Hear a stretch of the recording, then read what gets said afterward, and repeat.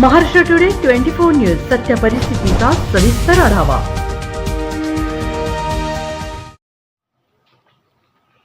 APMC market पाण्याखाली, पाऊस असाच सुरू राहिल्यास बाजारपेठ पाण्याखाली जाण्याची शक्यता आहे।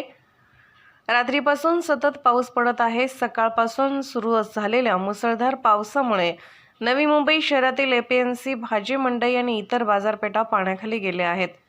अनेक ठिकाणी गुडघाभर पाणी साचले असून मजूर, व्यापारी, ग्राहक या पाण्यातून मार्गक्रमण करताना दिसत आहेत। साचलेल्या पाण्यामुळे नवी मुंबई महापालिका उघड्यावर पडल्याचे दिसत आहे। पाऊस असाच सुरू राहिल्यास हा बाजार पाण्यात बुडण्याची शक्यता आहे। महाराष्ट्र टुडे मराठीसाठी ब्युरो रिपोर्ट कासिम अली सय्यद, नवी मुंबई।